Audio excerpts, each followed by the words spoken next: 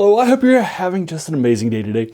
Today I'm taking a look at the next top 10 modules from D&D's era, from 1st edition, 2nd edition, and BECMI 2 for you folks. These are the next 40. They're number 40 through 31. I'll link you to the first 30 below. There was a popular 30 that I did, so I figured I'd do my 32 because I've run a lot of modules as Dungeon Masters players, or just read them. So I have an opportunity to get a feel for them and such, and some of them are really good and don't get as much respect as some do, and then some other ones don't get as much respect as they should. So it would be nice to give you my thoughts on my top modules of all time. So I finished that out last Monday. I figured I'd knock out the next 10. These are basically honorable mentions, or number 40 through number 31, if you will, for you folks. As a reminder, in order to make these charts, typically I look for something that's a little different, right? Something that's doing something a little bizarre, something. It's not just your typical trope, thing and such, right? That's what I'm looking for typically. Also, there'll be no Judges Guild modules or other ones too. These are just from the areas of the TSR that were made during this era.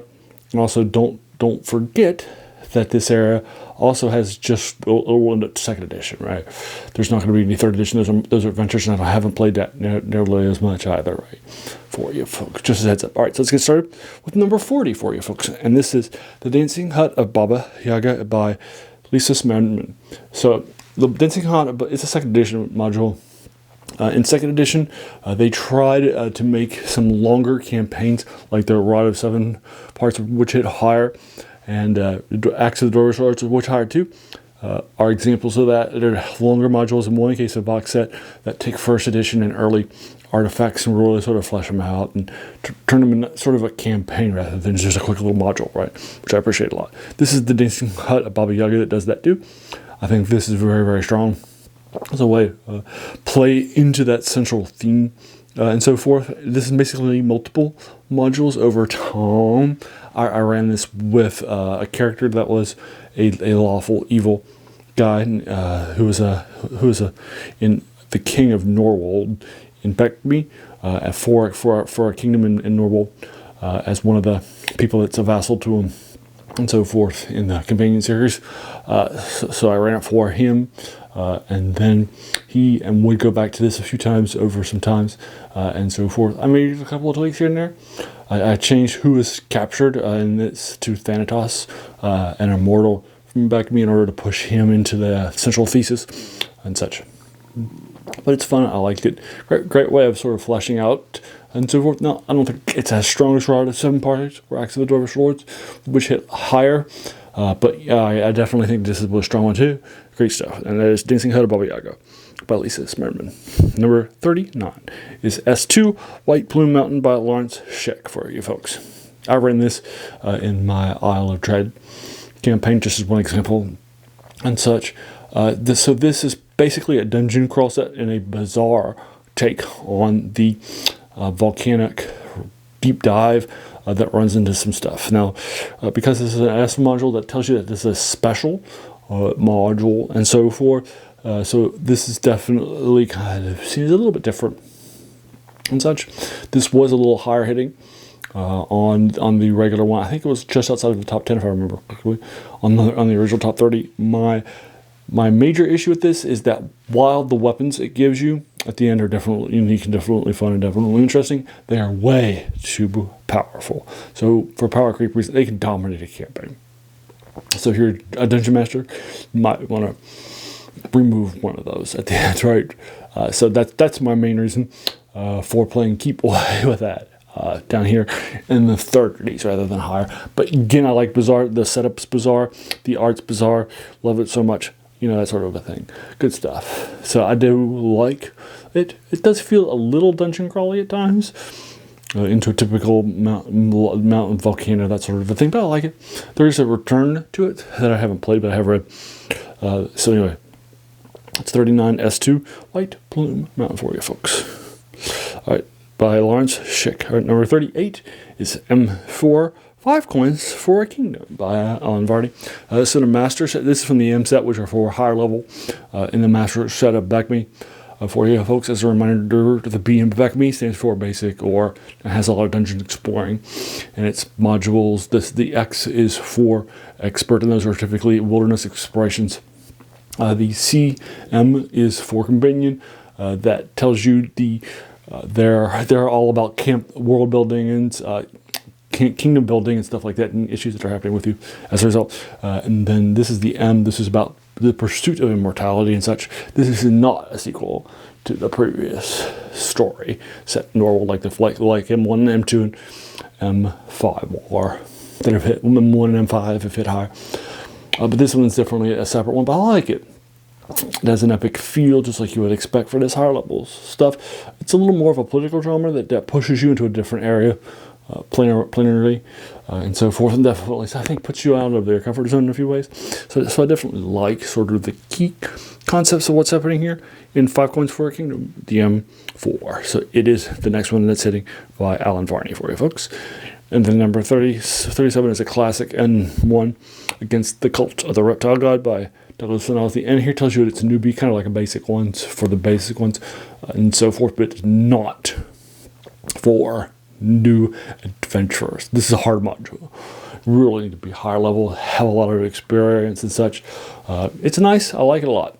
It's fun. It also hit the top 32 by all the official folks that they came together. This is just my list though, but just as a heads up. But this is definitely a funner thing, and so forth. I do like the world building of here, kind of like L1, The Secret of Bone Hill, which hit my top 10, or or the top 30 hitting Temple of Hamlet for you folks. I like stuff. It definitely has a strong world building, a strong sense of thing, and so forth. I like it lots, and you can definitely spend some time here, even though the module's small. And like a lot of earlier modules, this will give the party the opportunity to do basically what they want to do, which is great. And so forth. It's just too hard for the adventure level module. I think you need to add some stuff to it, and it's not for the beginners that this N is supposed to be kicking off. So that's my reason for heading back, and so forth. I think that The Secret of Bone Hill, to my mind, from L1, hits it a little bit better. This idea of an earlier level module, building a world and so forth, which is why it's hard, but it's not bad, and I definitely like it. And so it's hitting number 37. Overall, number 36 is The Forgotten Temple of, I don't know how to pronounce this, I'm going to try, Thorosden by Gary Gygax, WG4. It's the first WG and such. It's definitely fun. What I like about this one is that it adds a Lovecraftian Cthulhu mythos feel to your adventure campaign, which is great for pulp stuff or fun stuff, right? I ran this in a lot of my stuff. I ran this in my Underdark campaign. It was great stuff set in my own home, Plane of Thracia. Good stuff. Liked it lots. One of the things I liked about it is that it just drips flavor.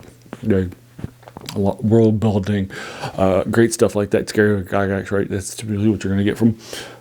So it's great stuff. And again, no secrets because this is a spoiler for you. But The Forgotten Temple definitely has some nice beats to it, and such. And so it definitely adds some fun stuff. This is also top 32. It's hitting my top 40. And that is number 36, The Forgotten Temple of Thorosden, WG4 for you folks. Next up is 35. Now we're hitting our top 5. Ready? All right. So remember, if something has a 2 or 3 parts or a series, I include them. I can include them all in separate things. For example, I did Deep 1 and 3 with a shout out to Valar of the Drell. I did A1 through 4 against the Slavers, right? That sort of thing. I did I1 through 5, the Desert Desolation. So that's definitely something I like to do. And that's going to be happening with number 35, which is UK2 and UK3. These are the Sentinel and the Gauntlet they are published by the UK module. They're written by Graham Morris. They're called the Adlerweg Duo for you folks. Now this is the UK, and it tells you that this is done by the UK office by TSR. That was set up to do a bunch of things right with them. Love it. This series, this duo has a lot of great world building, does very different things, more British things that feel a little foreign, like the previous hitting UK one, Secrets of the Crystal Cave, which doesn't even require combat to get through. It just sort of expects role playing and talking and that sort of thing, and thinking your way through, which is great fun. And this is definitely some stronger stuff too, particularly the end. The first part is just kind of better than the numbers. The second part is just so strong and so well done, and the nice surprise at the end. It's definitely fun stuff. The Gauntlet and the Sentinel, for you folks, absolute classics in my mind. I don't think they get the attention that they should, but they should. I think this is an absolutely strong stuff for you folks. And that is number 35, UK 2 and UK 3 for you folks. Hopefully, now the next one is 34. This is also second edition too. This is the last shrine of I don't know.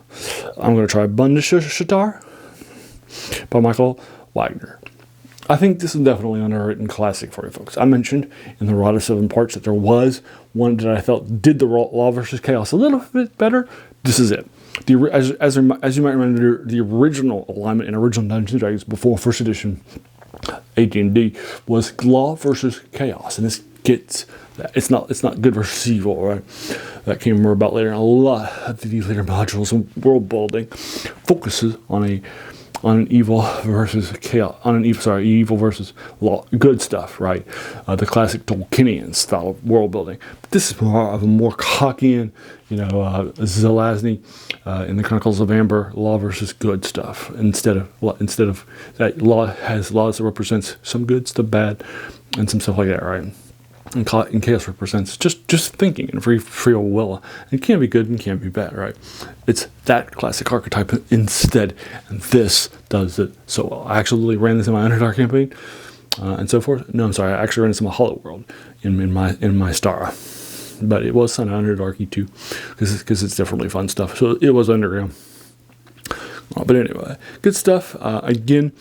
Great world. It's got some great world building. It's not set in any specific world. It's just a generic module from the second edition.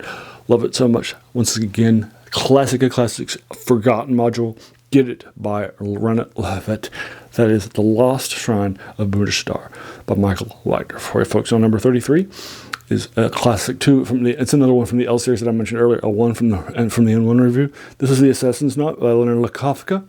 It's the same one who also wrote a 1-2, and the rest of these series too. These are set in Lenora, which is a spin-off of Greyhawk. Good stuff. I like this one too. Again, I like something a little different. This is a murder mystery. Love it. And so forth. It's some fun stuff. So I do like the murder mystery aspects of it too, but it can, if you write it, be a little easy to figure out who the person is. It runs you through all the various scenarios and so forth. It can be figure-outable early on, right? So if you want to run it, don't be surprised if you have a clever person who just figures it out early, rather than the suspenseful sort of drama it's supposed to be. But I definitely like it. A murder mystery take on Dungeons & Dragons, rather than a traditional sort of, dungeon delve or wilderness exploration. Is great stuff. Love a lot. And again, you know me, I like my different modules. It's a different module. So that's number 33, the L2, the Assassin's Knot. Number 32 is an absolute classic. I wish it could have been in my top 30 for you folks. It's also another one I think is a little unsung too. It's WG12 in the same series as WG4 that hit earlier. So it's set in it's set in Greyhawk. And this is The Veil of the Mage by Jean Rabe. Absolute classic of classics. Love this so much. This actually gave me the idea of having a lawful evil good guy, because I love what happens in it so much. The world building, the stuff, so great. The adventures, so great. So much fun stuff. I think you'll love it. If you've forgotten about The Veil of the Mage, pick it up. It's also got a lot of world building in it too for Greyhawk. So if you're running a Greyhawk campaign, you're probably going to already know this, right? And so forth. It's just such great stuff. Like I said, classic of classic, totally forgotten stuff. That's number 32, and number on the list, but in top 30 in my heart. As is the next one, which I'll obviously had to get kept up. I'll talk to you about it next. And this is Beat 2, Keep on the Borderlands, also by Gary Gygax.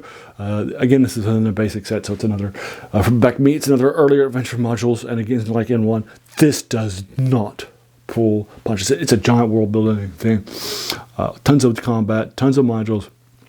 With the capes of chaos that are nearby, stuff like that. Absolute classic of classics. So it's definitely another thing. But like N1, it's a murder's row for an earlier stuff, right? I'm sure the idea here is that you're going to be, running, going back and dying a lot and running other cardio members and learning how to hire henchmen and hirelings and stuff like that, and hire them mercenaries and such to fight for you, because that's right. You said the ideas are learning combat and so forth, kind of like N1, but like in one, I think this just pushes it a little too out of the sense of comfortableness for my taste. But it's definitely a classic. And you don't need me to tell you too much about it. That's number 31, B2, Key from the Borderlands, also by Gary Gygax for you folks. And also in the BECMI series. So it's more of a dungeon dive and such. But the Keep does some great world building. Again, you can do pretty much whatever you want to, just like M1. I think it's a little bit better than M1 in the world building. But it's definitely more a murderer's row than M1. So there you are. But that's the reason why it's back here on the top parts of the back 30. In the 49 section. All right, so there you are. Those are my lists. So let's go over it just real quickly for you. Once again, number 40, The Dancing Hut of Baba Yaga by Lisa Smedman. Number 39 rather, S2, White Plume Mountain by Lawrence Schick. Number 38, M4 I'm reading on my phone. M4 5 Coins for a Kingdom by Alan Varney. Number 37 is N1, Against the God of the Reptile God by Douglas Niles. Number 36 is WG4, The Forgotten Temple of Thorosden by Gary Gygax.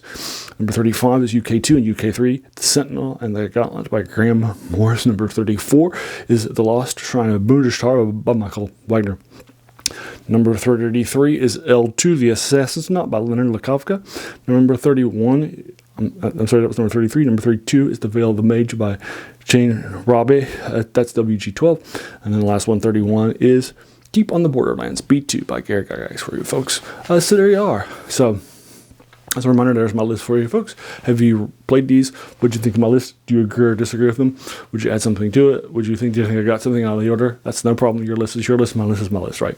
No issues, no concerns. I didn't take surveys. I'm not an expert in the field. I'm just a dungeon master and a player, right? And such. So I'm happy to hear your thoughts. Tell me all of it. I'd be happy to do so. I'll also link you in the comments to my first 30. So just check it out. If you like this video, why not hit the subscribe button, the like button, the bell icon if you're feeling frisky, and then let your friends know too, particularly D&D friends and older friends like this. And then, as a reminder, this channel's name is The Worst Thing About New Books. That's a quote by a 19th century philosopher in France named Jean-Jacques Joubert, who said that the worst thing about them was they kept us from reading the old ones, right? And so these older modules that are decades old definitely key parts of the passion of this channel are, right?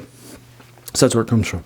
And then finally, I just want to thank you so much just for taking some time, right, out of your day and investing it and watching my video, because we all have so many things that are happening in our lives, right? And we're pulled in so many different directions. So the fact that you spent this time with me, that's incredibly humbling. And I appreciate it so much. So once again, have a great day and thanks.